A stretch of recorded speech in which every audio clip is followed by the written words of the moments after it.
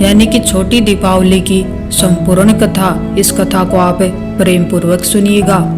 नरक चतुर्दशी के त्योहार को छोटी दिवाली और रूप चौदस भी कहते हैं। यह पर्व दीपावली के एक दिन पूर्व मनाया जाता है। इस दिन श्री कृष्ण, यमराज, भगवान वामन, माता काली, हनुमान जी और शिव जी की पूजा होती है। कृष्ण अपनी 8 पत्नियों के साथ सुखपूर्वक द्वारिका में रह रहे थे। एक दिन स्वर्ग लोक के राजा देवराज इंद्र ने आकर उनसे प्रार्थना की, हे कृष्ण, प्रयाग ज्योतिषपुर के दैत्य राज भौमासुर के अत्याचार से देवतागण त्राही त्राही कर रहे हैं। क्रूर भौमासुर ने वरुण का छत्र, अदिति के कुंडल और देवताओं की मणि छीन ली है और वह त्रिलोक विजयी हो गया है।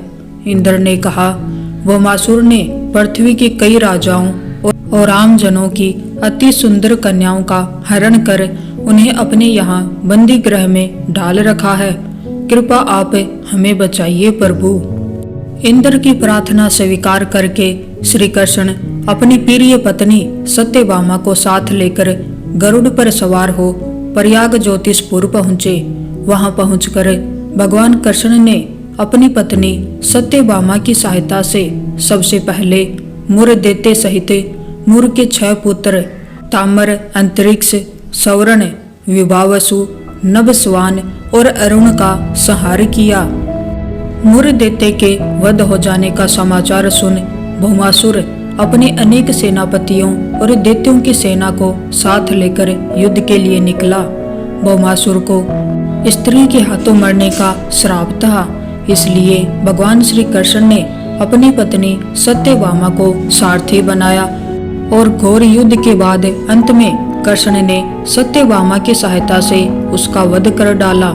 इस प्रकार भौमासुर को मारकर श्री कृष्ण ने उसके पुत्र भगदत्त को अभय दान देकर उसे प्रयाग ज्योतिष का राजा बनाया।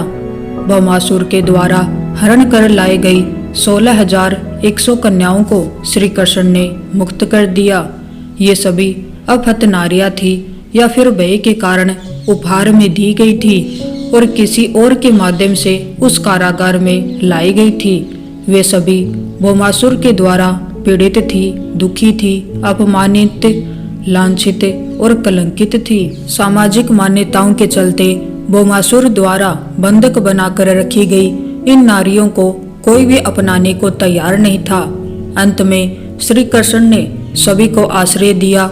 ऐसी स्थिति में उन सभी कन्याओं ने श्री कृष्ण को ही अपना सब कुछ मानते हुए उन्हें पति रूप में स्वीकार किया, लेकिन श्री कृष्ण उन्हें इस तरह नहीं मानते थे। उन सभी को श्री कृष्ण अपने साथ द्वारिकापुरी ले आए। वहां वे सभी कन्याएं स्वतंत्र पूर्वक अपनी इच्छा अनुसार सम्मान पूर्वक द्वारका में रहती थी, महल में नहीं। वे सभी वह भजन, कीर्तन, ईश्वर भक्ति आदि करके सुख पूर्वक रहती थी। द्वारका एक भव्य नगर था जहाँ सभी समाज और वर्ग के लोग रहते थे। भागवत पुराण में बताया गया है कि भौमासुर भूमि माता का पुत्र था। विष्णु ने वराह अवतार धारण कर भूमि देवी को समुद्र से निकाला था। इसके बाद भूमि देवी ने एक पुत्र को जन्म दिया। पिता एक देवी शक्ति और माता पुण्य आत्मा होने पर भी भौमासुर क्रूर निकला। वह पशुओं से भी ज्यादा क्रूर और अधमी था। उसकी करतूतों के कारण ही उसे नरकासुर कहा जाने लगा। श्री कृष्ण ने कार्तिक मास के कृष्ण पक्ष की चतुर्दशी को नरकासुर का वध किया था।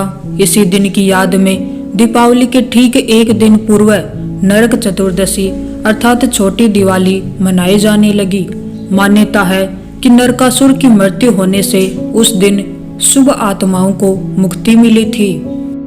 नरक चौदस के दिन प्रातः काल सूर्य उदय से पूर्व उबटन लगाकर नीम जैसे कड़वे पत्ते डाले गए जल से स्नान का अत्यधिक महत्व है। इस दिन सूर्य अस्त के पश्चात लोग अपने घरों के दरवाजों पर 14 दिए जलाकर दक्षिण दिशा में उनका मुख करके रखते हैं तथा पूजा पाठ करते हैं। इसे छोटी दिवाली और काली चौदस भी कहते हैं। इस दिन हनुमान जयंती भी होती है। इस दिन शाम को हनुमान पूजा, काली पूजा और यमराज के निमित्त दिए जलाने से हर तरह का भय जाता रहता है और अकाल मृत्यु नहीं होती है और मरने के बाद व्यक्ति को नरक के दर्शन नहीं करने पड़ते हैं। तो ये थी नरक चतुर्दशी या छोटी दिवाली की संपूर्ण कहानी। अगर आपको कथा अच्छी लगी हो तो वीडियो को लाइक करें और चैनल को